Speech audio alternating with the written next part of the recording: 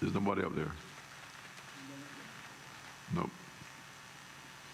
It had the government TV on because Alden was on, but there's not. It just went to that no AV. Just tell the witness that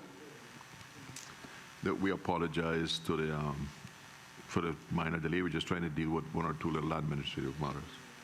Okay. Good morning, everyone. Let the record show that we have a quorum present, and I'd like to call the committee to order. And we're continuing to hold our public hearings on efficiency and effectiveness of the Utility Regulation and Competition Office, as prepared by the Office of the Auditor General in June 2020. And the public will recall that last Thursday, the committee requested the Auditor General to fact-check the claims of inaccuracies made by the chairman of Off-Reg Board and by the CEO. And at this time, I would invite the Auditor General to present her findings.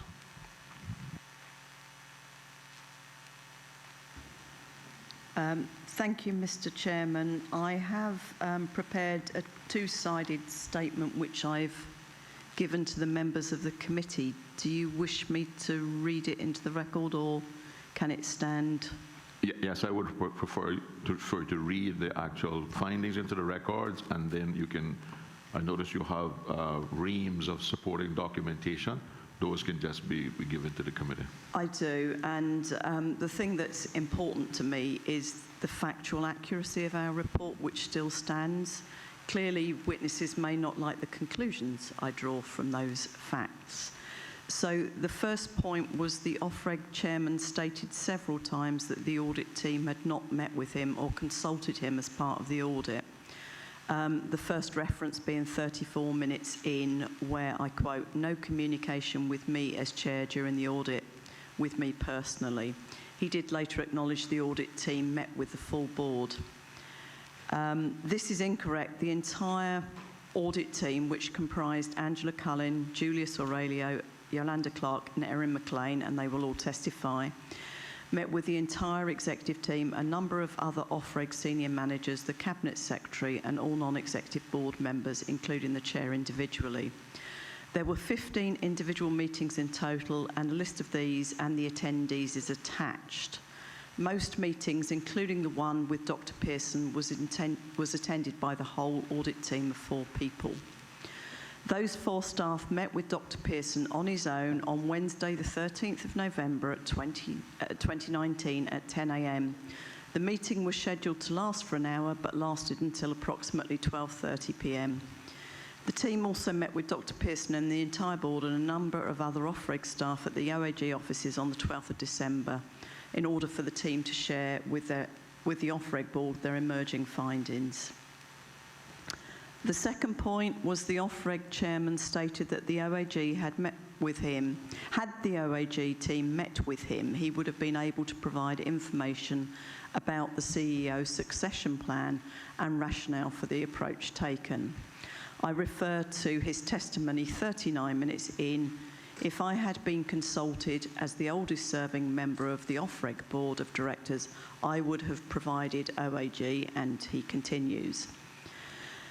This is incorrect. During the meeting on the 13th of November, my audit team and the chairman discussed the rationale for the approach taken to filling the CEO vacancy, on an interim basis, i.e. the rationale for the approach.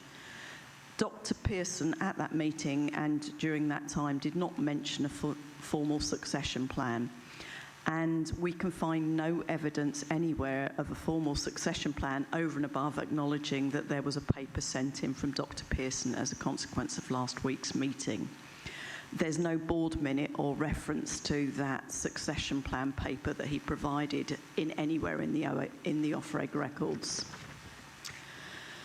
Thirdly, the OAG chairman, in response to a clarificatory question from you, Mr. Miller, stated that the board had approved the succession plan. I refer to his quote, 44 minutes in, that he would check the records to see what minutes that was approved at, but I can assure you that that happened. Since the session last week, as I say, the Ofreg chairman has sent in emails and an undated Ofreg board paper drafted by the chief executive at the time, JP Morgan. We have subsequently re-reviewed the Ofreg board minutes for 2018, and although there were a number of mentions of the CEO vacancy and recruitment and deputy CEO and acting CEOs, there was no mention of a succession plan nor reference to the board paper sent in last week by Dr. Pearson. There is also no formal record of this paper going to the board and no minute. And so it would suggest that the paper went from the chief executive to the chair and the chair only.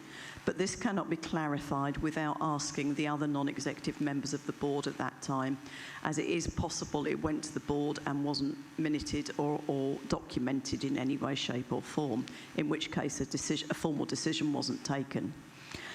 The fourth point was when questioned twice by MLA Connolly about the cabinet direction to him as chairman for Ofreg to adopt various government policies and procedures in August 2018. The Ofreg chairman appeared to state that these policies were adopted and appeared to imply that there wasn't a delay. I'd refer to the tape at 2 hours 26 minutes in. Quote, "What we were asked to approve was acted on." This was not the case. The cabinet direction of August 2018 was not acted on by the Ofreg chairman in a timely manner. Our audit found that these policies were being drafted while the audit was ongoing. Our 2019 financial audit of Ofreg, obviously completed in 2019, reported significant deficiencies in the internal control framework, including a lack of policies, including those mentioned in the direction. As stated in the report, the board only started to approve some of these policies and procedures in October 2019. The CEO also stated in his evidence that it was a priority for him to do this when he took up a post in September 2019. And the final point relates to the evidence from the chief executive of Ofreg, Mr. Malachi Cummings. The chair of the PAC asked the CEO if the CEO had difficulty with the findings of the OAG report. In response, he stated that there were some areas of difficulty in a number of email exchanges. When pressed by the PAC chairman, he stated that the main issue, and the only one he highlighted, was the OAG conclusion that Ofreg was costing more than its predecessor bodies when the intention was for it to deliver $250,000 of savings a year. I did respond to this issue at the time in the hearing, stating that the report made it clear that it was difficult to do an exact like-for-like comparison, which I state in the report, but despite that, I reported on this as the saving was part of the rationale for the creation of Ofreg. I have plenty of documentary evidence, including all the clearance comments made from various people in Ofreg, and can confirm that most of Ofreg's comments were taken on board and changes made to the report. Therefore, I believe, and to the best of my ability, that there is no factual inaccuracies in our report. Thank you, Mr. Chairman. Thank you, Auditor General, for that comprehensive report, and I know it must have taken some time over the weekend. And in lieu of the findings just presented by the Office of the Auditor General, in which she clearly demonstrates that the facts in the report are accurate, I would therefore invite the committee to move a motion to strike the accusations of inaccuracy of the chairman and the CEO of Ofreg from the record. Can I have such a motion, please? Mr. Chairman, I move that motion. I second. All those in favor? Aye. Those against? Aye. Okay, unanimous approved. Therefore, the minutes of this meeting will reflect that the committee has decided to strike those accusations of inaccuracies in the report from the record of the committee. Mr. Chris, I think you wanted to raise another matter. Yeah, thank you, Mr. Chairman. And it was just something that was sent to me by a couple of my constituents and some people outside the constituency, and it had to do with a Facebook post that was made on the governor's Facebook page, and it says, I forgot the date of it, was sent to me. It says, "Go to catch up in the office with Sue Spear, or Auditor General, with appropriate social distances, of course. We discuss COVID expenditure, offer a report, next PAC session, media, and upcoming election. Sue and her hardworking team have essential role supporting our good governance and strong international reputation." I just want to state for the record, and just to clear up any public views that people may have, is that I've been working with Auditor General now for well over 3 years. I can safely say I feel as if though our office is independent. I don't have any reason to think that our office is being directed or controlled by any entity.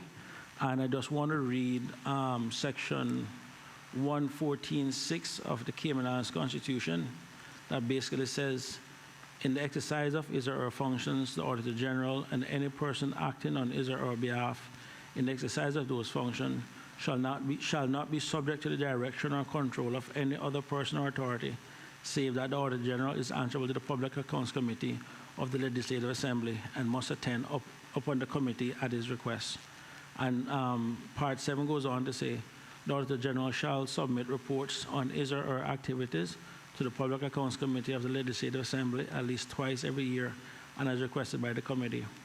Just one of the things I also just want to add, just for the listening public, Mr. Chairman, is section 114.1 of the Constitution that says, "There shall be an Auditor General whose office shall be a public office, and power to make appointments to the office of the Auditor General and to remove or exercise disciplinary control over any person holding or acting in that office is vested in the governor acting in his or her discretion." The Constitution is clear, as with section 55 of the Constitution, that all civil service appointment is that we're part of the governor's reserve power. But I don't want anyone out there to think, and I don't think that was the intention of the governor, that to say that they were trying to influence anything in the Auditor General's office or anything like that. But I haven't gotten it from Facebook, and a few people reached out to me. I just wanted to set the record clear. And if I believe that there was any form of influence or anything, I'll be the first one that would have said something. So I just want to make that clear to the listening public and others who may have seen it. Thank you, Chris. I've got similar representation from, and surprisingly, my reputation has come from professionals in the community, not so much from my constituents, although I did get one or two calls from them. I think it is unfortunate that the governor decided to put it on Facebook, and I would just encourage him not to do it in the future, because I agree with the sentiments that Mr. Saunders has said, and I'm also confident that there is no interference. And it is unfortunate that when it goes on Facebook like this, there are members of the public who are drawing reference, particularly in the complaints to me, is that with COVID expenditure. And I think it's just one of those unfortunate things, and I would discourage the governor from putting such things on Facebook in the future.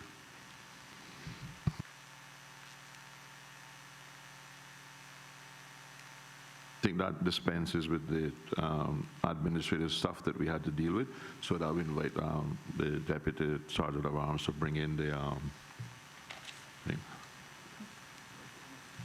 I left my mask outside.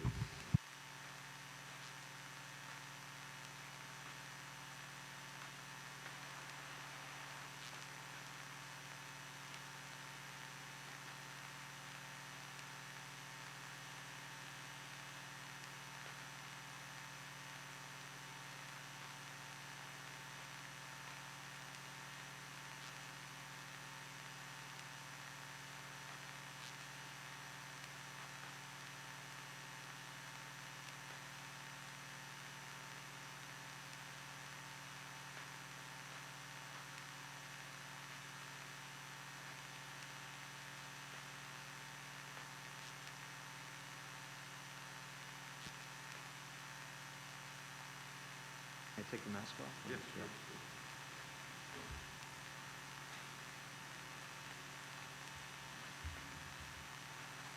I do solemnly, sincerely, and truly declare and affirm. Closer. Okay.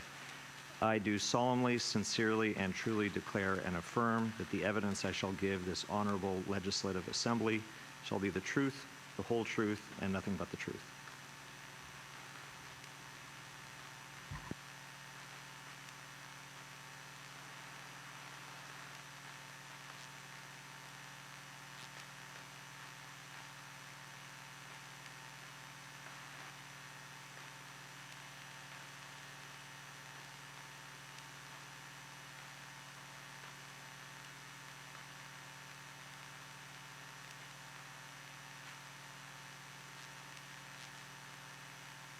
Good morning, Mr. Pierre, and thank you for attending the session of the Public Accounts Committee. And you will have been informed that we're dealing with the efficiency and effectiveness of the Utility Regulatory and Competition Office, and a report prepared by the Office of the Auditor General in June 2020. And the committee was of the view that we should also talk, in addition to talking to the regulators, we should also have a conversation with the companies and entities that are being regulated so that we can hear what your concerns, et cetera, might be, and how do you believe off-reg is functioning, and is it advantageous to your customers and the business or not? And I'd invite Mr. Chris to lead off the question. Thank you very much, Mr. Chairman, and also to thank Mr. Pierre for attending this morning. Just to expand before we get into the question on what the chairman said, is that as elected representatives, we get a lot of feedback from the public, and as the Auditor General is required by law to do a 3-year report every 3 years on the effectiveness and efficiency of off-reg as a regulator, we figure it to be in the public's best interest at this time to also get a 360 view. So we get views from the public, we have heard off-reg, and now we're basically looking to get the views from the licensees. And one of the things that we want to take from this PAC session is more to be forward-looking. I mean, what has happened has happened. There's nothing that can change, but especially with regards to fuel. Fuel is one of those areas that have just recently been regulated, I think within the last 3 years. So it is still in its embryonic/development stages, and as such, we want to see what it is that we can do, or are there legislative changes we need to make, are there regulatory regulations that we need to make, but to kind of get a better idea, because at the end of the day, we also need to create an environment where businesses can survive and make a reasonable return to their shareholders, but at the same time, we also have to make sure that the consumer itself is also protected. I think I can safely say for all committee members and by expansion the entire House that we do believe that these areas need to be regulated, and there's no questions about that. But then the question is, how do we go about it to make sure it is efficient and effective? And also, this will give you an opportunity to also tell the public a little bit more about your business. So it is more meant to be informative, not to be adversarial or anything like that. And that's pretty much what it is, and to allow people to better understand the fuel market as a whole. So that is really the purpose. So with that, I would lead off with pretty much my first question in terms of, I noticed back in late 2018, and I think it was finishing early 2019, that the Parkland Investments Group had bought 75% of Sol operations in the Caribbean, and I think they're scheduled to buy the remaining later on this year. If you can just give the committee pretty much an update in terms of what is it that we can expect going forward with Parkland now being involved with the Sol Group, and what benefits can we see, especially the Cayman people. And just one bit of housekeeping, as you're answering your first question, just state your name in for the record, and then we can just proceed to answer. Thank you very much. Certainly. Good morning, Mr. Chairman. For the record, my name is Pierre Magnan. I'm the president of Sol Investments, the parent company of all of the Sol entities, the affiliates throughout the Caribbean region and South America. I'm also president of Parkland International and an officer of Parkland, which is a Canadian-listed public company with operations in Canada, the U.S., and throughout the Caribbean and northern South America. Through you, Mr. Chairman, the committee member is quite right. On January 9th of 2019, Parkland completed the acquisition of 75% of Sol Investments, and that was our entry into the Caribbean market as an independent fuel marketer and distributor. We do have the right, but not the obligation, to buy out the remaining 25% in 2022, but it's still to be determined. And maybe a few words about our business, I think. Yes, so our mission is to power journeys and energize communities, and we do that through the safe and reliable supply of high-quality fuel products throughout the communities that we serve. So our first priority and a core value of ours is really the safety element, and that encompasses personal safety, but also operational excellence and the protection of the pristine environments, including that here in Cayman where we do business. I'm proud to share with the committee that the headquarters for the Sol operation are here in Cayman. In addition to the local team at Sol Cayman, we have 29 corporate employees here. Our leadership team is based here, as well as our shipping operation and our regional shipping and logistics business. Thank you very much. I actually had a very busy time reading up a lot on the Parkland Group, actually. And I noticed of lately, the last couple of years, there have been a lot of inorganic growth in terms of buying up a lot of different operations, mostly in the northern part of the United States and, as you rightfully said, in serving Canada. I noticed from that there was also a headline that I think that you guys were, the Barnaby refinery also that you guys have. One of the things I've been curious, looking at the size of the Parkland Group, in terms of, and I realize that you guys also have your own refinery, one of the things that people have always been curious about is those prices in the North American market not being rolled out to other parts of the Caribbean. Now, we do recognize that there's additional shipping costs and there's to some extent government duty, but I think one of the things that most people are curious is, like, when can we start expecting to see some lower fuel prices, or in the case of Parkland now, which is a much larger organization, which are able to buy much larger parcels and get greater economies of scale. Like, when do you guys foresee that we can probably have, I guess, more competitive fuel prices here in the Cayman Islands? Mm-hmm. Through you, Mr. Chairman, you know, this is a good question, and I'm not sure what the protocol is with the committee, but I have brought some charts that may assist in the discussion. I'm not sure if I have. The floor is yours. Like we said, the main point here is information for the public, and, yes, and that's what we really want. So by all means.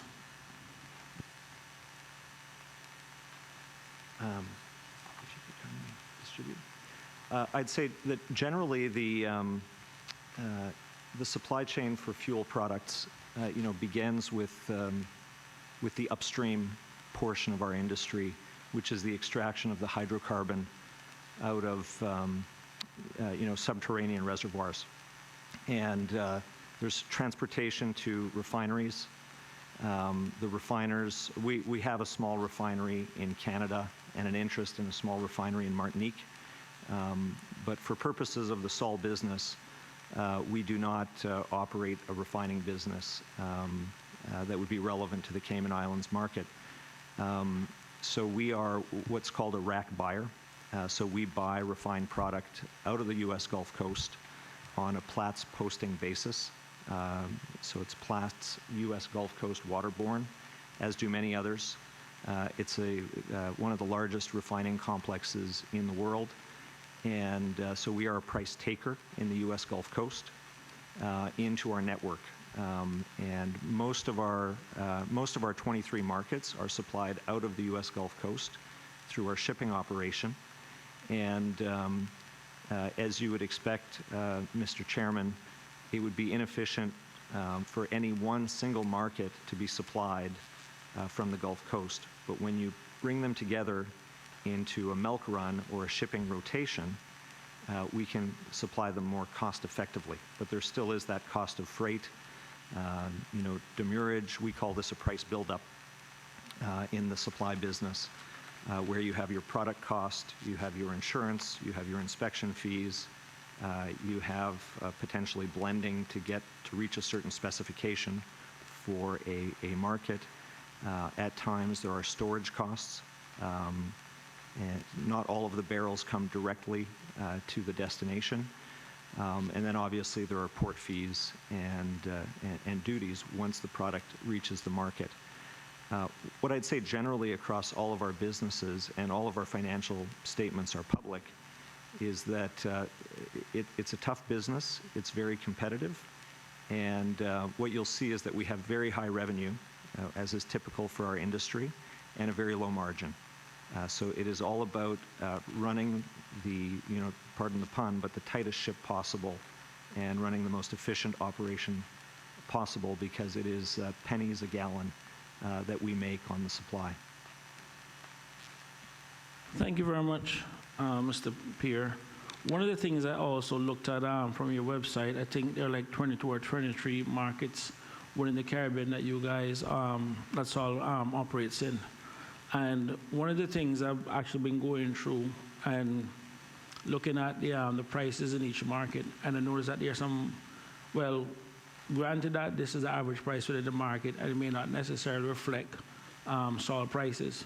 But one of the things that we're conscious of, just looking at the average prices, and we do recognize in some places where there are volume in terms of you have greater populations and everything else.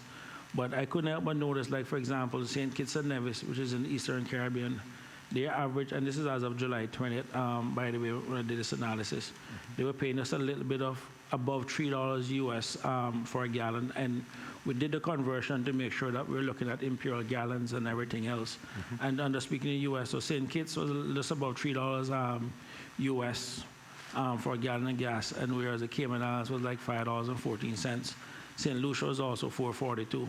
So if you're coming out of the Gulf, you would think that the shipping costs to some of those areas, which I noticed even in Barbados, which was $6.67 a gallon, but I know they also have a high duty on their fuel compared to elsewhere within the Caribbean. But looking at those swings in the Eastern Caribbean versus here, where we be closer to the Gulf, what is driving that their prices are much cheaper than ours, but yet in terms of population and even usage and consumption, we're not that far apart, because we do have a lot of people are driving, as opposed to in those places where they do have public transport and that kind of stuff too. So I've been curious to, like, what drives the Eastern Caribbean having far cheaper prices than we do, but yet we are closer to the supply source. Certainly. And through you, Mr. Chairman, I realized I didn't directly I circulated the chart, but didn't directly answer your first question, so I'll try to tackle both this time. What you see in the Cayman market is that we buy parcels from the U.S. Gulf Coast, load them onto the ships, which also make drops to different markets. And the layers that come in here are priced based on our acquisition costs and the freight at the time of that we pick it up. And depending on the demand in the market, those layers that we call them, and it takes a week to 2 weeks to get the product to Cayman. Typically a layer, it's one discharge a month when the market is robust. The market will consume, through our dealers, our dealer retail partners, that product. And then when the new cargo comes in, there will be a repricing based on essentially the price in the U.S. Gulf Coast 2 weeks before. So that's how the system works. So unlike Florida reprices several times a day, and their tanks turn, so their inventory turns over frequently, and so you get frequent price changes. Even if you look at Bahamas, which I've set out on the chart, they have more frequent price changes. In Cayman, we have very infrequent price changes. I think there is another layer coming on. But all that to say, through you, Mr. Chairman, is that there's an important lag effect in any small Caribbean market where we get the pricing from a month ago, or perhaps due to COVID, even 2 months ago. And any decline in the commodity price takes time to be reflected in the layers that we see here. But conversely, we benefit from lower prices longer. And if you look at the absolute weekly change index on the second page of the charts, you'll see that our reference markets, Florida and Texas, have already seen important gains in their fuel prices, whereas Cayman has stayed low. And you'll see in Bahamas, which is a regulated market, they're already starting to come back up. So these things vary, but I think the time lag is the most important factor because of the size of this market in terms of understanding how fuel prices move and when Caymanians see the benefit of lower prices or bear the burden of higher prices in the U.S. Gulf Coast. On average, how much times a month or would you guys take delivery? My understanding is, and certainly since I've been with Sol, so 18 months, it's about once a month. Now COVID has thrown a wrench into that, and we saw demand constrict very significantly during the crisis. So I don't have the facts in front of me, but I would guess just based on the last layers that it's taking much, much longer to work through the product. Well, actually, one of the things I did do, I went to the Cayman Port Authority website, which they basically have a breakdown of every single thing that they bring in. And when I was looking at and this is on Cayman Port, I think, .gov or something like that website, and I can provide you a copy of it later on. But one of the things I was looking at is, and I do recognize from an inventory standpoint that usage would also affect inventory and everything else. But I couldn't help but notice that in January, just looking at gas, and again, this is included yourself and would also include refuel and also to some and also Rubis. So it'll be just looking at the total amount. Is that in January this year, it was 1.3, just about 1.3 million gallons of gas imported into the country. In February, that amount was just about 429,000. In March, and March is the one that kind of jumped out at me, was roughly 1.147 million. And when I look at previous, like for example, March 2019, that was 634, almost 635 million in March 2019 versus 1.1 million. And I couldn't help but notice that it was also well above the average since 2011 coming in. And it's actually a quite detailed report. And one of the things we started plotting was the fuel prices around that time for those different months in terms of the market at the wholesale level, and also when Cayman was starting to ramp up. And we noticed the ramp up in terms of fuel delivery started in January, which at that time, global demand had dropped around 2 to 3% because of the Chinese market. So fuel started decreasing from then, and we noticed that large purchases started taking places when the price went down. And again, the global demand was because of the virus in China. Their economy shut down. They're a large player. But then by the time you reach March, it was around 30% drop in terms of global demand because of the effects in the United States. And again, we noticed that there were, again, large imports of fuel around that same time too.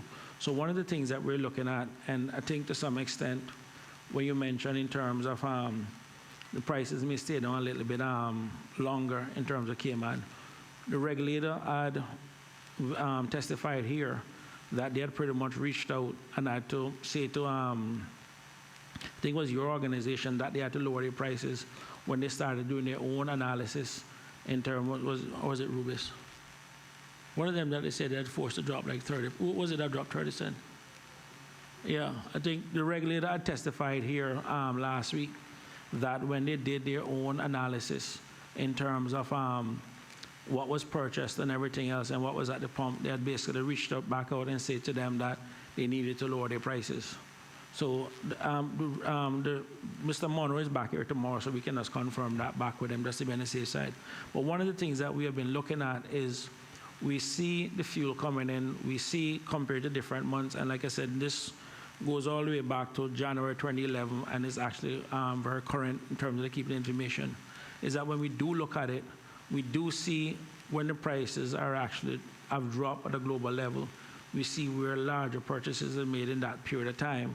And I've actually gone back and actually mapped it, going back at least the last 3 years also, just looking in terms of when purchases are made and when deliveries are coming into the island. But what we're not seeing is pretty much the price drop as much as we reported expected. Perfect example, in the southern United States, and granted, as you said, that the price maybe daily or within several times a day, we have seen prices drop from $2.90 to $1.07 within the space of a week. And that's just the prices we're talking about. And we're still looking for that level of drop in Cayman to some extent, bearing in mind now that of all that has happened, and we have yet to see it. I know we're pretty much in July, and actually just to ask the question, in terms of your inventory, I think that'll probably be a better understanding for me. In terms of your inventory, how many days inventory do you guys normally keep on hand? Yeah, as a wholesaler, through you, Mr. Chairman, as a wholesaler, the constraint that we're managing is the storage that we have in Cayman, which is limited, and the demand in the market. So really the priority every day for the supply team, and what we say in the office, is we have to keep the markets wet. And so, especially in hurricane season, we want to make sure that we have sufficient supply to the power companies, to the airports, and to our dealers, so that if something were to happen, and we do have a disruption coming, which is going to throw off shipping, that the markets have the supply that they need, and that supply arrives safely.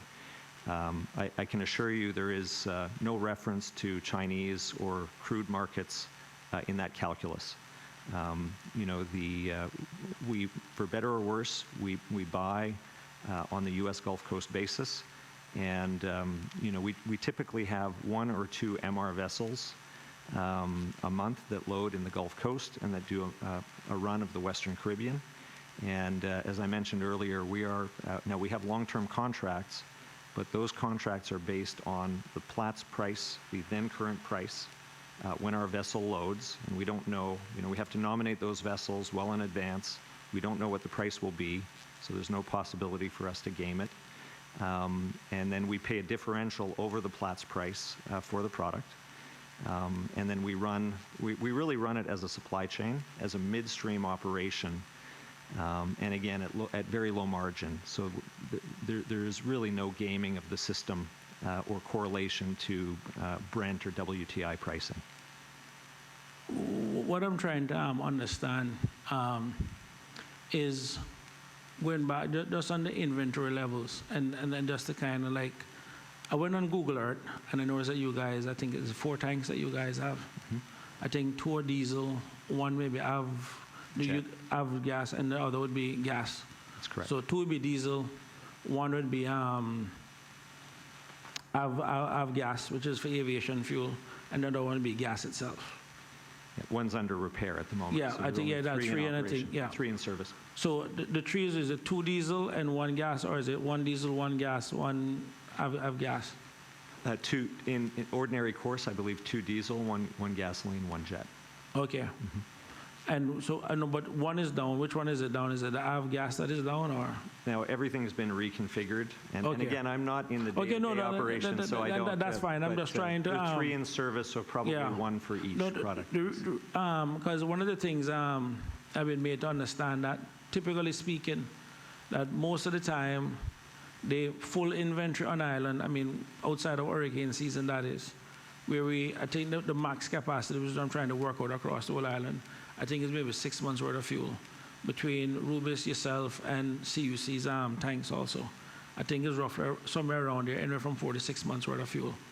But one of the things I've been trying to get a better understanding of is for each of the actual providers, because I understand it's sometime anywhere from about maybe 10 to 20 days worth of fuel in the tanks, and then there may be another maybe 5 to 7 days in the tanks of the gas station.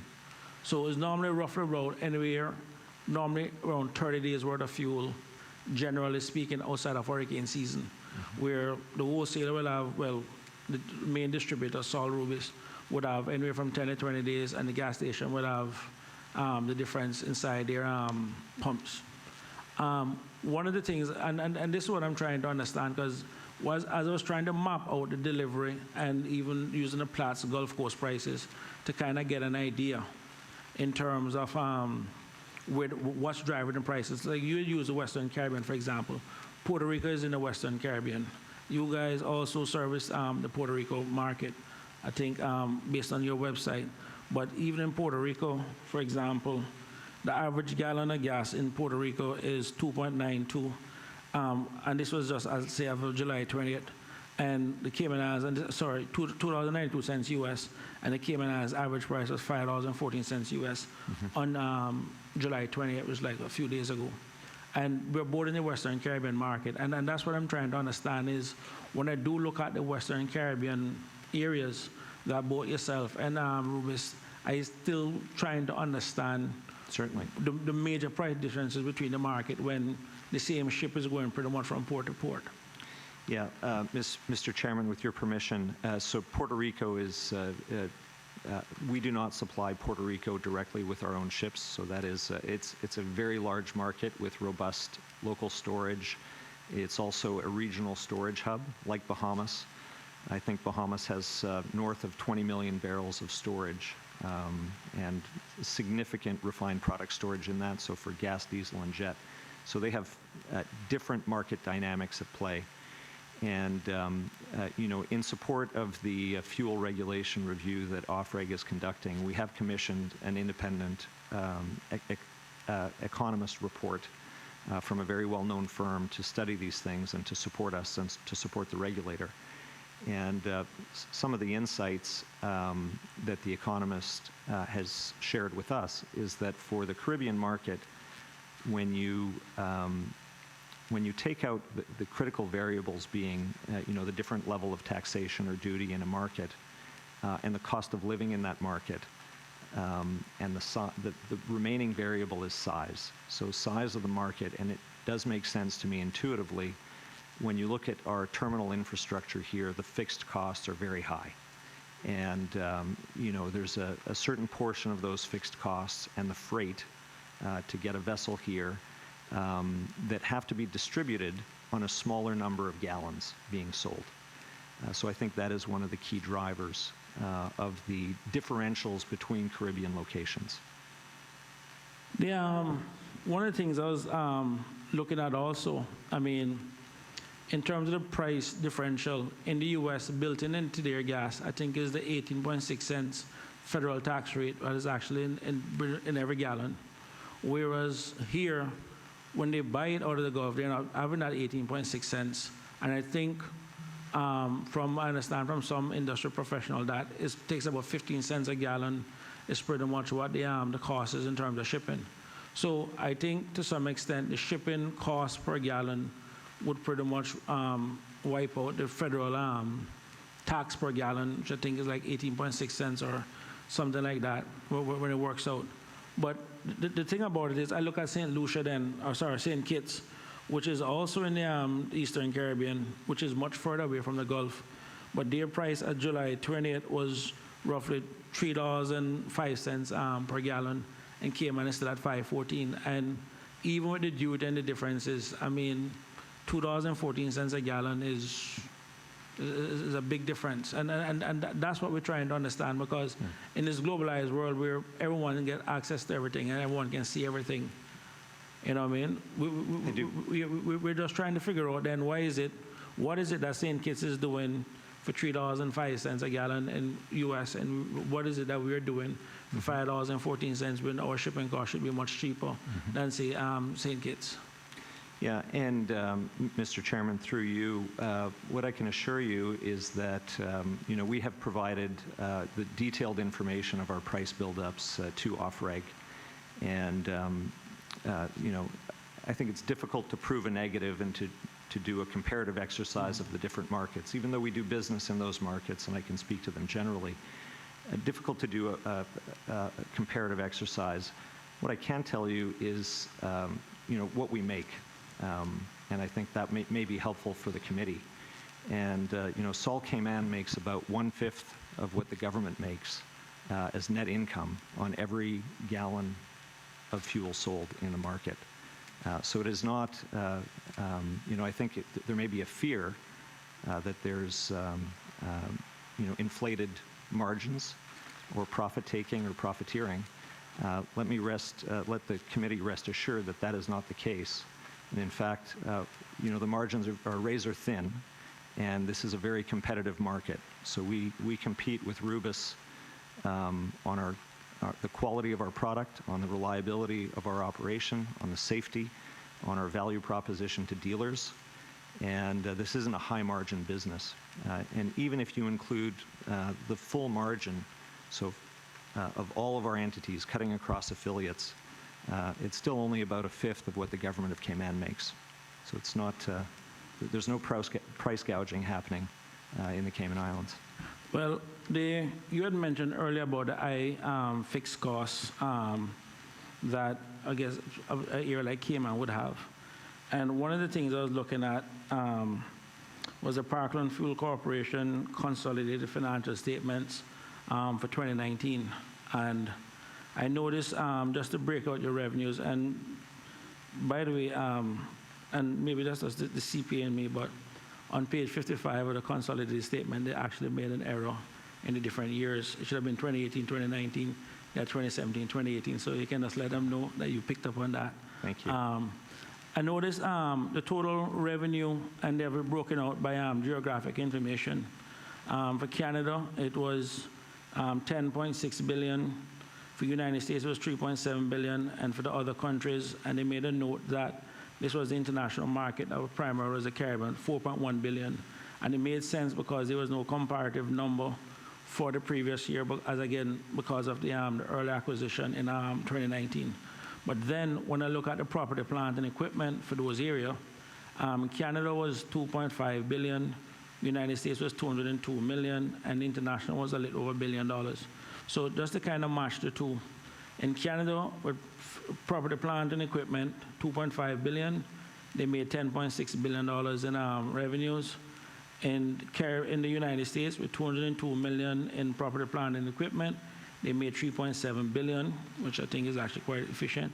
And in the Caribbean, with just a bit of $1 billion, they made $4.1 billion in terms of revenues. Now, granted, this is, I think, 22 or 23 different markets, and Jamaica, Bahamas, and so forth. So it's kind of difficult to match like to like when we have all of these different geographic informations. But as we're looking at it in terms of a percentage return on even just the assets. Mm-hmm. And that's one of the things that we are trying to get OFREC to push the old RCAM type concept that they have for CUC. In other words, when you force companies to do better, and as they do better, then you give them a reasonable rate of return. That's one of the add-ons that, well, wrong choice of word, that I have for the telecoms company, whereas they're making all of this money, but they're not making that capital investment. They're not staying current with a lot of different issues, but tomorrow is their day for to deal with that. But as I'm looking at it, and this is what we're trying to understand, because like I said, the residents, and I noticed even on your competitor Rubis website, where they had the Fuel IQ, the only website that they had the Fuel IQ on was on the Cayman website of all the different websites, with a list of different issues that people have raised. And so at least they're aware of the fact that people are complaining with the large groups.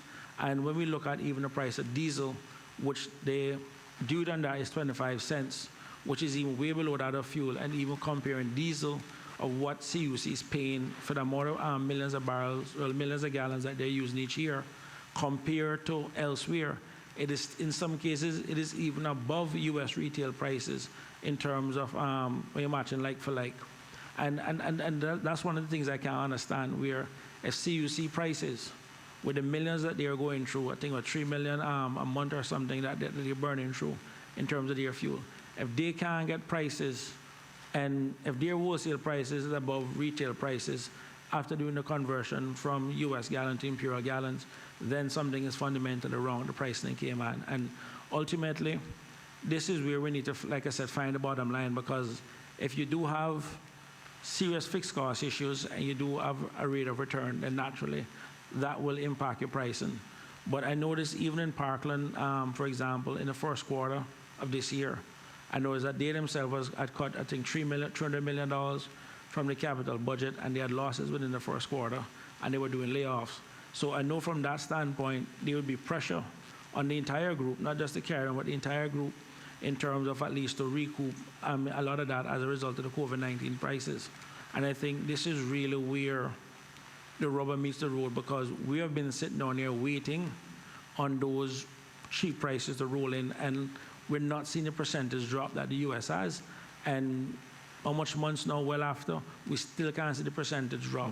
And I think ultimately someone needs to explain to the public why that is the case. Now, you, and I will say this with all due respect, ultimately your responsibility is your shareholders, and you have to give your shareholders a reasonable rate of return.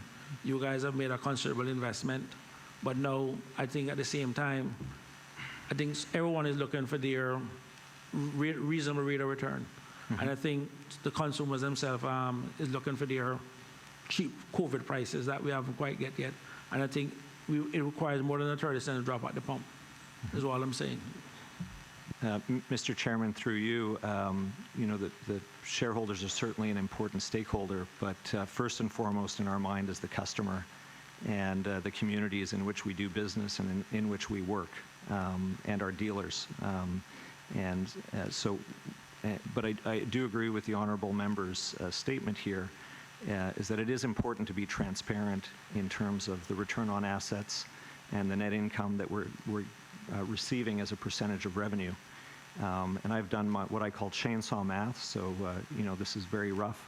But if you compare Sol Cayman to CUC or Consolidated Water that have public statements, you know, our return on assets is a little bit higher than CUC's, a little bit lower than the water company. But our net income as a percentage of revenue, because of those very thin margins, is about a third of those two by comparison. So again, economics are like, the laws of economics are like gravity. And you asked when will we see lower fuel prices in Cayman. Looking at the supply chain, you know, we probably missed the opportunity to lift out of the Gulf when prices were at rock bottom. You know, we just didn't time it, and we weren't trying to, because there wasn't room in the tanks here in any event. So I would say that they likely will not go down, given what I know of the supply cycle. So the product that we're lifting now is at much higher cost than the product that we were lifting 2 months ago. Well, I am glad. So it's not margin. No. Well, like I said, looking at the Port Authority numbers, a ton load of fuel came in here in March compared to prior periods. So if you guys didn't bring it in, it means that someone else bring it in. So at least now we know we'll direct it where it's coming at next. And worst case, we can probably get the Port Authority to figure out who bring what in, but that's a different thing. Thanks.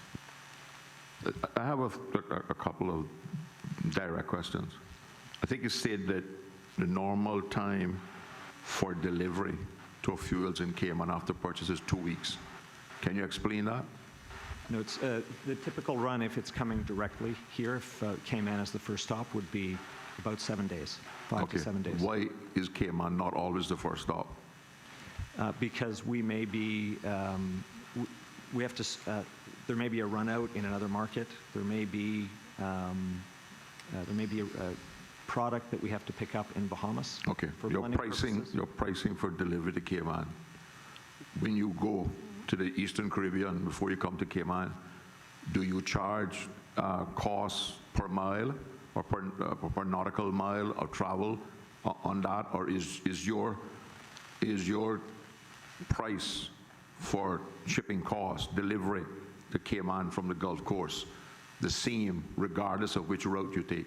Yeah, Mr. Chairman, the freight is consistent. The ships that come here don't go to the Eastern Caribbean. They go from the Gulf, and they may go as far as the Dominican Republic and Bahamas, but it's a Western Caribbean rotation on a medium-range vessel. So okay, 300,000. but my question is, yes. Do we pay more when the ship goes to the Dominican Republic before it comes to Cayman? I'm not aware of that ever happening, DR first, but you know, there's some variability in the freight rates. But it shouldn't be material. if there is. But I don't know. I can find out. And when you set out to buy fuel for Cayman, you buy it at plat plus a markup. And you just said that you missed the opportunity to buy fuel for Cayman when plat was close to zero. Well, Platts never, WTI went below zero, but the Platts refined product was nowhere close, Mr. Chairman. But the timing of the rotation is such that if we've just landed product in Cayman, there's nowhere to put additional product until that product is sold. So we're on a cadence of deliveries, and to come more frequently would be very expensive, and that cost would get passed on to the customer. Okay, but so at what point in your inventory level do you trigger an order for Cayman? Well, we try to be as efficient as possible for the entire system, because the more efficient we can be with the milk run, the lower the cost of freight for the entire system. But you understand that I'm really not interested in your entire system. I'm only interested in Cayman, I right? understand. Well, our pledge to the people of Cayman is that they will Okay. always be in product, and it'll get here safely and reliably. So we think of security of supply Okay. before we think of timing markets. All right. You don't buy product and store it in any other country before bringing it to Cayman. All the fuel that comes from Cayman is a direct purchase from the Gulf Coast and brought to Cayman, well, whatever route it goes. But the fuel that comes to Cayman is always bought at the best prices available at the time on the Gulf Coast. It is the best price available. It is not, because Cayman has a higher specification than many markets. It does not always, but most of the time it comes directly from the U.S. Gulf Coast. Occasionally, if we find a lower cost source of those 93 OI barrels, we may store them somewhere else and have a reserve of them. But we would only do that if we, for example, had access to a cargo from Europe of that product with that specification that was cheaper than what we could buy in the Gulf Coast. Then we may put it in Bahamas at Borco, where we rent tanks. We may put it in Antigua and then reconfigure the rotations in order to benefit from that lower pricing. But the normally cost of that storage and that additional transshipment from ship to port and back to port and on the ship is added to the cost coming to Cayman. Yes, it would. When you say it's a higher specification, are you talking about the quality of the fuel or for Cayman? I'm talking about the octane levels. It's a very high quality fuel that we sell here.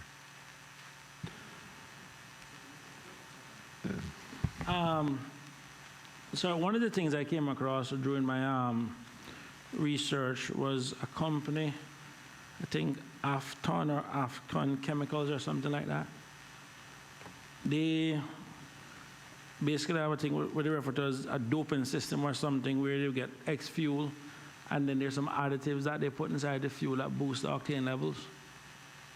Because they were saying that generally most fuels are pretty much the same, and then it's the additives. Sorry, I have so much piece of paper here, my bad. Afton, yeah. That's one of the things I was looking at, because that was my understanding, is that most of the fuel is pretty much a general fuel, and then there's an additive that basically boosts the octane level within the fuel, and it is the additive that basically drives it to the different levels. That's not the case. Mr. Chairman, there are octane boosting additives, and there are different views on those, but we can buy, and market participants buy, different octane levels for different markets. So some markets may have a lower specification than Cayman. The customers here may demand a higher specification.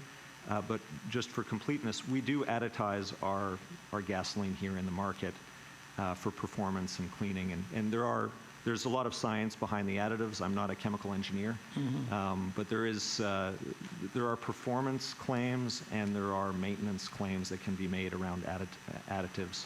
And we're certainly heavy users here for the benefit of the consumer in Cayman. Yeah, because I actually went through your website, and I noticed several of them throughout the region was pretty much advertising the same like type fuels. I mean, I'm just going by what you have on your website. So I was on it. So you're saying that Jamaica is a possibility, that Jamaica, which has around 70 cents cheaper than the Cayman Islands, well, and of course that's because their gas is taxed even way more than ours is. Are you saying then in essence that the octane levels in Cayman is much higher than octane levels in Jamaica? I can't speak to Jamaica because we're not a wholesale provider of refined product in that market. But certainly compared to many of the markets in the Caribbean, there is a higher specification demanded across most of the Western Caribbean. Okay, so if we were to basically get the same octane level, I'll say, in kits, which is like a $3 US a gallon, is a possibility then if we drop the octane level, we can actually see a reduction in prices like that? That is a possibility, yes. That's something we're exploring. Thank you. You said earlier that lower prices stay longer in Cayman because of the delay. That's correct. But isn't that also true and more likely to be true more often of higher prices as well? Well, it's however long it takes for that layer of inventory to be sold. So it's slow down and sticky up is the way to think about it, Mr. Chairman. Do you keep records of your delivery at a particular price, and when a new shipment comes at a new price, and those records would be auditable by off-reg to determine that there's no cross, because you don't wait until the tanks get empty. There's fuel in the tanks and you mix it all up.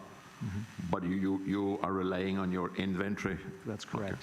Now, Mr. Chairman, for completeness, I will say that there are times where competitive pressure will cause us to lower prices, or, for example, this happened during COVID, where there are competitive pressures, and we're getting feedback from our dealers.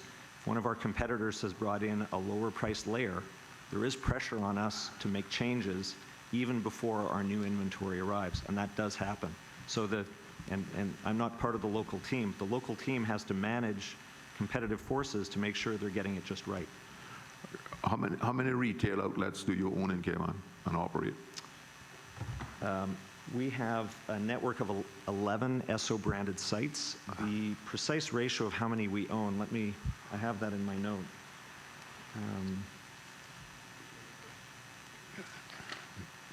Make a particular note of that number.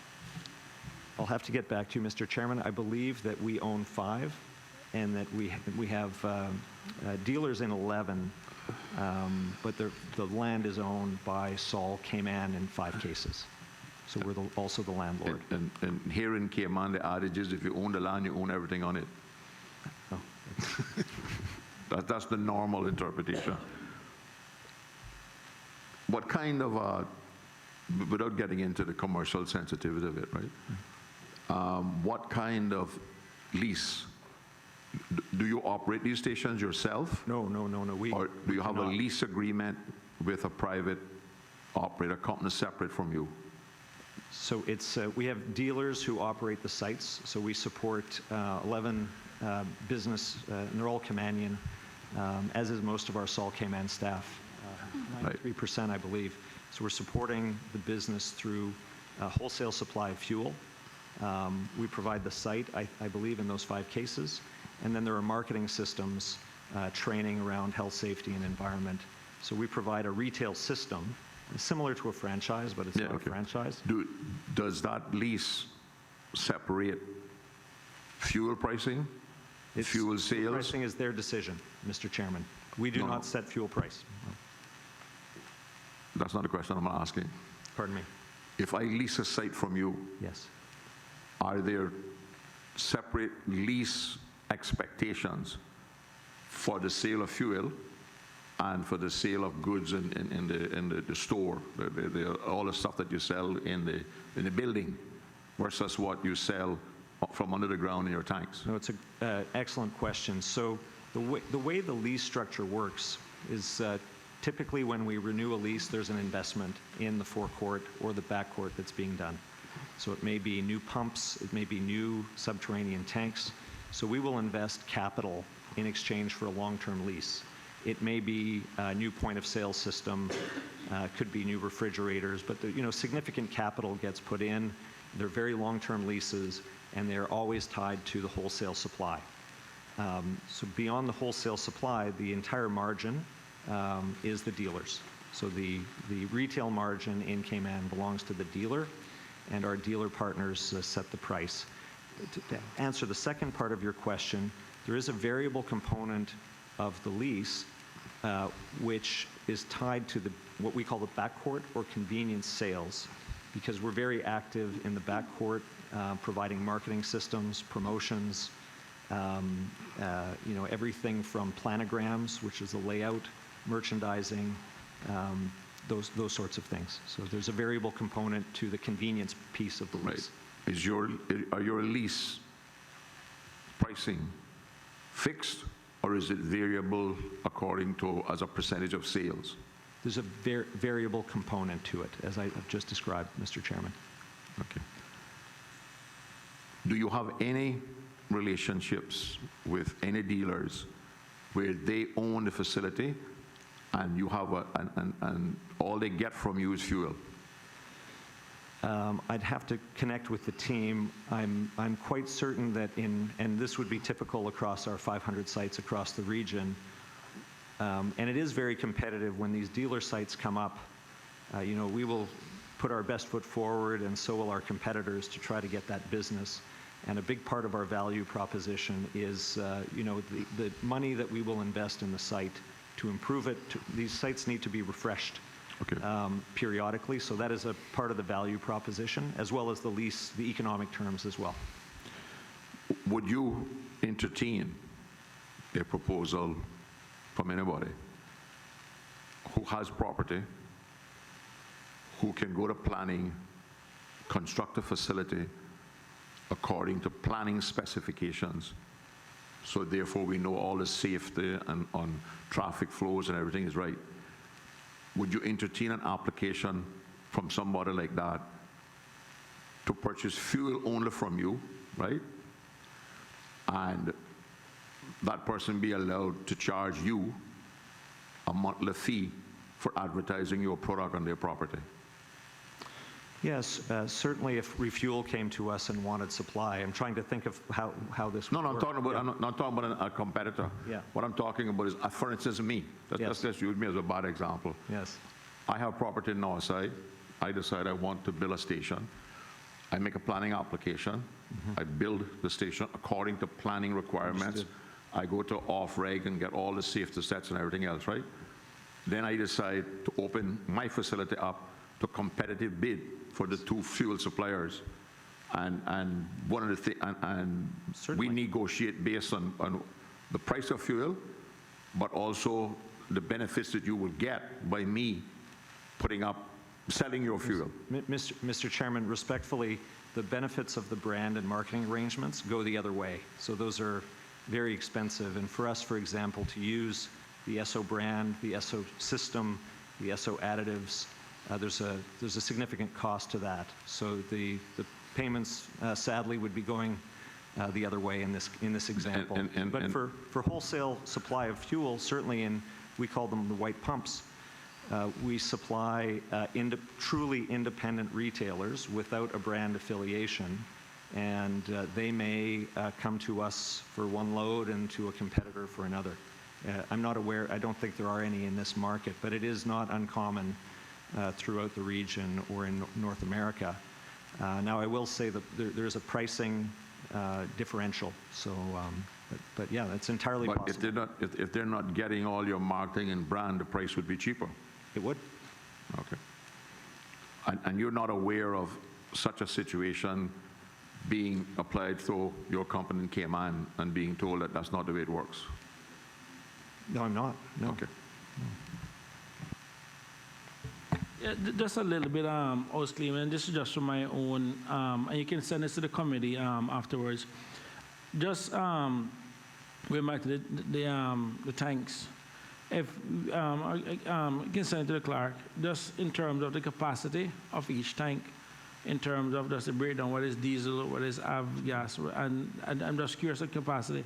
And it's more from an analysis standpoint, just to see the max capacity that we have across the entire country. And that's one of the things that we'll be asking of everyone that's coming in, just to give us a breakdown of that. But I'm Mr. Chairman, I'm pretty much requested, and just want to thank. Yeah, I know, I'm finished with mine. Don't let him off the hook so quick.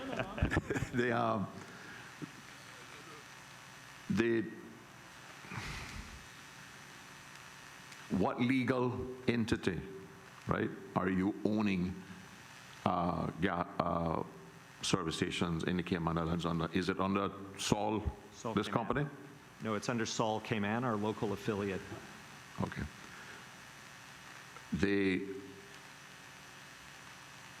Is that the same company? All you have in Cayman is Sol Cayman affiliate. Is there a particular reason why you advertise yourself as Sol trading as Esso in Cayman? Well, Esso is our consumer brand in the Cayman Islands, so we proudly fly the Esso banner, and that is our consumer brand. Sol is our corporate and employee brand, and we do not have the rights to use Esso as a corporate brand. So it's a bit of a nuance between how we go to market, and we go to market under different brands in different markets, but Sol is the corporate brand. And we have several entities in the Cayman Islands. So there's the local affiliate that is the wholesale supplier and does marketing services in Cayman. That's Sol Cayman. And then we have entities that are in the special economic zone that really run the regional business that is offshore and not in Cayman. Although we do enjoy calling Cayman home. Okay, but there's only one company, Sol Cayman Limited. That's correct. That has a business license to operate in Cayman. Yes, sir. Okay, thank you. Yes, through you, Mr. Chairman. I'm going to be quite short. He took most of my questions on the number of stations that you guys own. So I only have two really easy questions. When you said earlier on that you hired a well-respected economist company to support us, which is yourself, and also the regulator, who's paying for that bill? We are. So, Sol is, yes, sir. Through you. is Rubis in that with you, or just so? No, just us. Okay, Mr. Chairman, through you, last question. Do Rubis and Sol ever sit together and set a price margin on anything? Never. Never. Never, Thank you Mr. very Chairman. much. Mr. Chairman, I'm finished.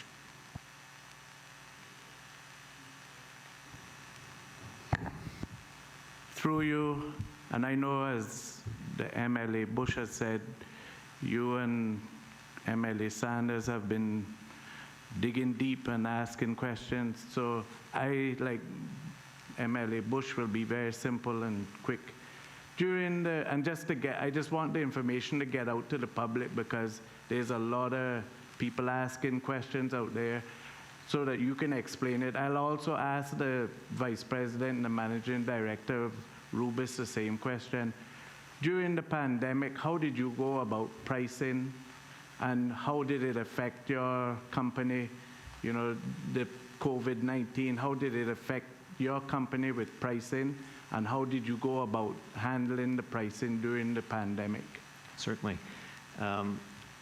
Thank you for the question. Through you, Mr. Chairman, before I answer the question directly, I'm very proud of the local team here for what they did to support first responders during the pandemic. So we provided fuel discounts to medical and frontline personnel who were active in the rescue. To answer your direct question through you, Mr. Chairman, we did have quite an expensive layer to work through during the pandemic, and the local team did lower prices once, partly because of competitive dynamics, but also because it was the right thing to do. And how were we affected? I'd say, I have to be careful because we have not released our results, but we were affected materially by the COVID crisis, not just here in Cayman, but across the region. Obviously, our fixed costs are very high, and our volumes and sales were very low, and the margin was also lower. So it's a tough time for all of us in the industry. But it would be fair to say that you will not hesitate to use that in your future marketing, your response to the COVID, and the fact that you gave some relief to the frontline responders as a good corporate citizen. Yeah, that's not the purpose, but. Thank you, Mr. Chairman, and certainly, again, good morning to the witness, and thank you for your testimony. Just a few quick questions.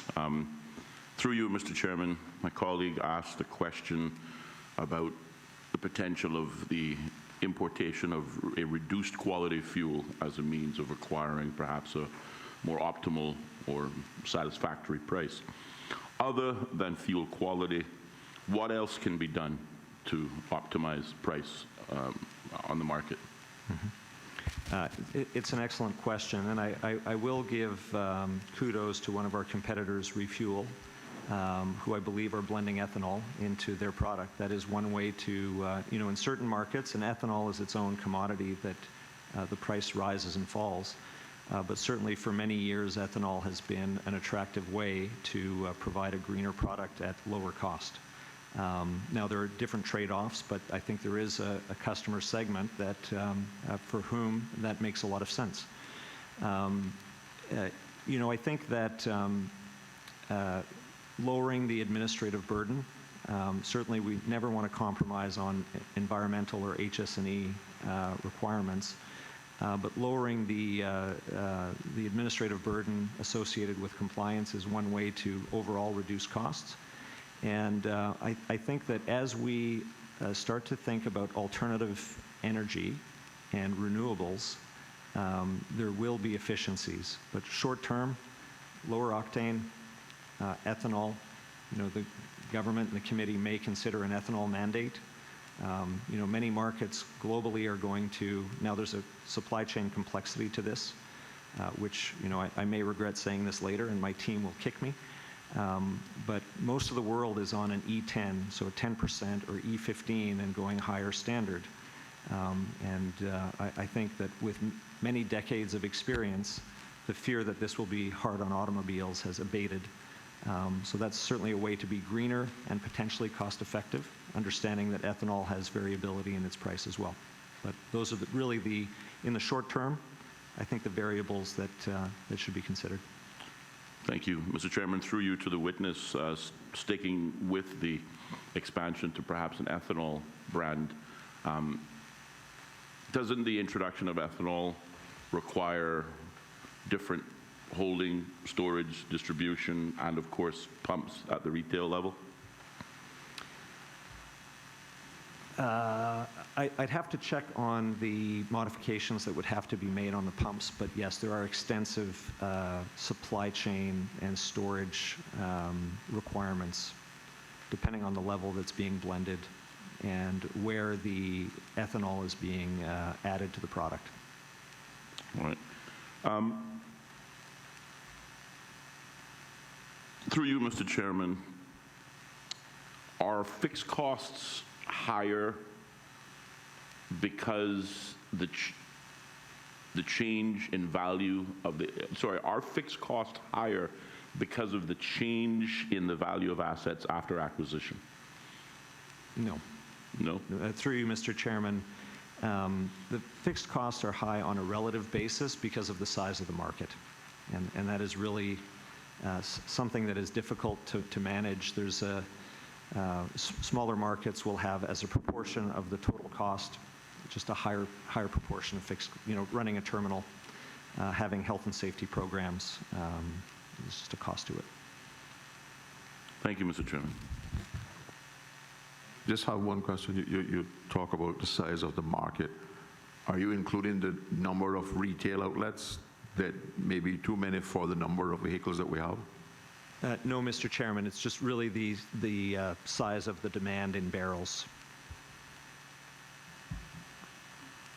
Actually, just piggybacking on the response to my colleague from Prospect. You had mentioned about the safety features. Now, I think tomorrow will be 2 years since we had the July 23rd fire at the Saul plant. I'm not sure if this is something that you'll be equipped to answer, but what safety measures have since taken place since that time has happened to basically ensure that, I guess, something like that doesn't happen again? Mr. Chairman, thank you for the question.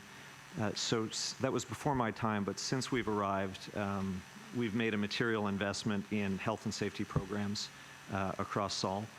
And I'd just say that if you look back at the last 6 years, Sol Cayman has spent $29 million US on infrastructure, including safety.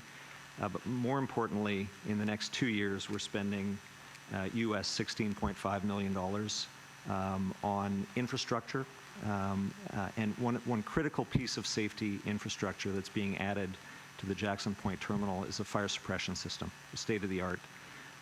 And that will happen in concert with the addition of our new gasoline tank, which we're very keen to, which may enable us to bring in lower octane fuels that will provide more price differentiation for the customer. Do you guys have any underground pipes running through the islands or anywhere with carrying fuel? Through you, Mr. Chairman, yes, we do, from Jackson Point to CUC.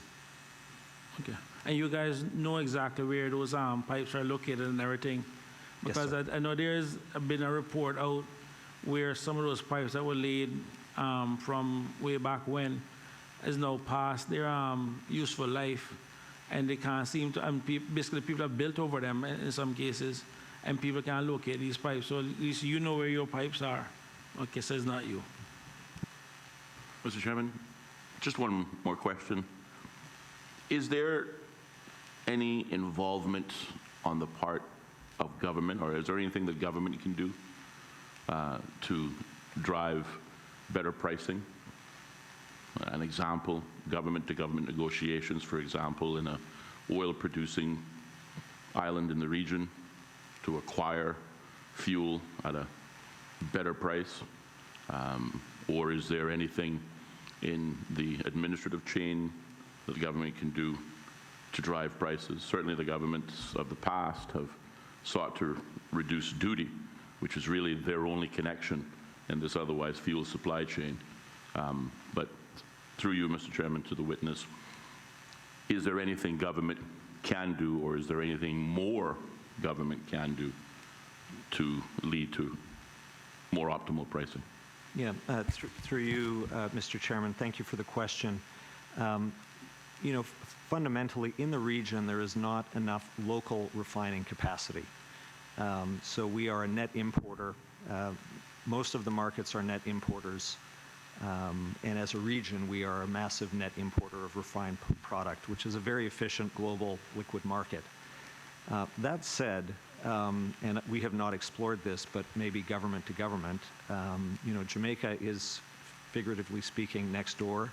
It does have a refinery. And I am aware of their arrangements, bilateral arrangements with other countries where they do have supply. So that may be something worth exploring at a political level. In terms of how best to, what can the government do to keep prices lower, I would say to continue to foster competition and really let the free market do its job. This is a very, as I've shared with our net income is very low. That is a sign to me that robust competition is working in the Cayman Islands. And if we overregulate that, that will just add costs and administrative burden, which ultimately will get passed on to the customer. So I recognize that as parliamentarians, you have to strike that balance, but let's not let it go too far the other way, would be my suggestion. Just two more questions. Earlier on, my colleague from Buttontown West asked a question about pricing based on market price. The chairman talked about the ongoing acquisitions of new product by Sol. Oftentimes, new fuel adding to the existing fuel in the tanks gets all mixed up and sold. We understand that the fuel pricing model, particularly at the CUC level, is usually based on a 2-month lag. But presumably, yourself as supplier are buying fuel or buying product on a daily, weekly, monthly basis. In recent months, March and April specifically, we saw the value of the refined product drop to $0 per barrel. Presumably, Sol is buying fuel at those prices. Do you hedge your fuel so as to acquire fuel at the most optimal price prior to, obviously, resale to suppliers and distributors? But more importantly, when you purchase that fuel for future use, it is rare that the consumer ever benefits in a significant way from that discounted price upon which you acquired that product. Can you perhaps explain to us your buying versus reselling model, particularly in a down market where the refined product, as of April, was worth $0 per barrel? Mm-hmm. Yeah, through you, Mr. Chairman. Excellent question. What I'd say is that, and this market is efficient and complex, is that in concert with product prices collapsing, storage prices went through the roof. So you may have seen in the media, even floating storage, people were chartering vessels to hold, and especially the big trading houses, to hold low-value product for future sale. So we do a bit of that, but we are not a global trading house. We don't have limitless working capital to store hundreds of millions of dollars of product for months, or maybe going into more than a year here. So we try to use common sense, and I'd say that substantially those savings get passed on to the markets, because most of it is happening. If I look at Cayman and the chart that I circulated, and I know it doesn't feel like it because it's not as dramatic as the US price drop, but Cayman has benefited from the lower COVID-related commodity prices. And will continue, whereas everyone around us is now, the fuel prices have gone up, they have remained lower for longer in Cayman. So, and to answer your question on hedging, we do not hedge speculatively. So we're not there's a form of hedging which is more speculative in nature. We do not do that. We do hedge our product movements to make sure that if something crazy happens between the time that we buy the product and the time that we get it into a market, that we don't suffer that radical change. So it's more about risk management and making sure that we have price stability during the time of transportation, as opposed to locking in prices for longer periods. Thank you. Mr. Chairman, one final question through you. Prices in the Cayman Islands are oftentimes compared to prices at the pumps in the United States. The argument that usually comes with that is supply and demand and per capita. The U.S., 300 million people, give or take, more than that. The Cayman Islands, 65,000 people. Bigger market, bigger volumes. Bigger volumes usually means lower prices than perhaps smaller markets, supply and demand. It's been argued or proposed that the building of a tank farm where the Cayman Islands can import significantly larger quantities or volumes in petroleum products, whether they choose to expand our markets to transshipment, refueling of, what do you use that product for, refueling of cruise vessels, whatever. But would the development of a tank farm that would allow the Cayman Islands to increase its annual volume in petroleum products from you, would that lead to reduced pricing at the retail and/or, well, the wholesale, certainly the retail level? Mr. Chairman, through you, I think that if we look at markets where those large regional storage hubs are located, they do benefit from more liquidity. in terms of potentially having the opportunity to access a distressed barrel or quicker tank turns so that you're having access to lower priced product faster. And so you think of Bahamas, you think of St. Croix, St. Lucia, Aruba. There are many examples throughout the region. Unfortunately, as a region, Antigua is another. Unfortunately, as a region, we are over-tanked. So I think that Cayman may have missed its opportunity because we have way too much storage capability in the region. So there's more supply of storage than demand. Now that has been, much of it has been soaked up because of the commodity prices, but I don't view that as being a long-term opportunity. Thank you. You said earlier that you were planning a $16 million investment soon.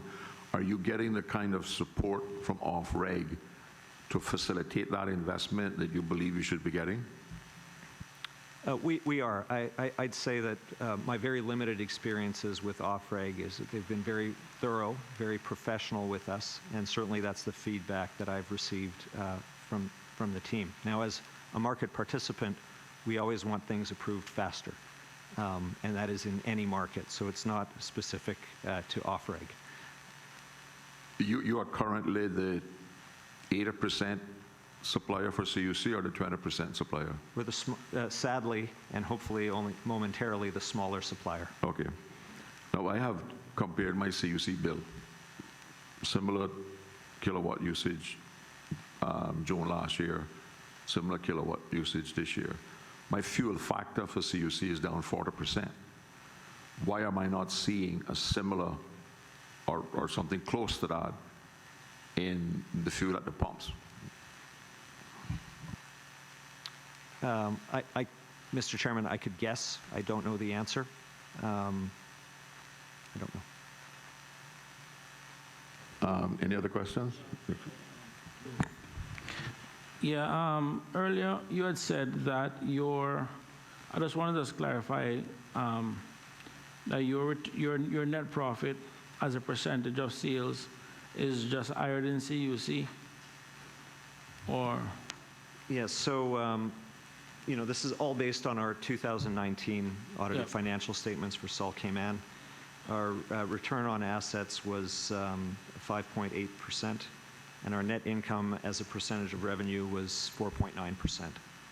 And so I know I can speak to those numbers using my meatball math for CUC. I believe, and this is subject to verification, and I should not, but my outside view is that they're around 5% for return on assets, and my rough math is that they would be around the 14% range for net income as a percentage of revenue. They were 2017 and 2018, I think it was 13.2% return on net income as a percentage of revenues. It was, so 14% isn't that far. So you guys say 4.9% in terms of net income and 5.8 return on assets. Okay, cool, thanks. Which we think is on the low side, for the record, Obviously. Mr. Chairman. Obviously. That's an accepted fact that you would think that. Any other questions? If not, sir, I would like to thank you very much for taking the time to come in to give evidence. Okay. Sorry. If there is one thing that off-reg can do that would actually be better for the industry and better for the country, what would you think that would be? Or there's one thing that you'd like to change, or one thing you'd like to see more of or less of? Mr. Chairman, through you, I think that one thing would be public education, because where there is a lack of transparency, there is frustration, and we've seen this in other markets. And I think, in my humble opinion, the people of Cayman deserve to know what goes into the pricing and how expensive it is to really get high-quality products here safely and reliably, and to know that they're not being taken advantage of. And that would be a benefit for the industry as well, who I sincerely believe are not engaged in anything inappropriate. you very much, sir. We'll take a 5-minute break before we call the next witness.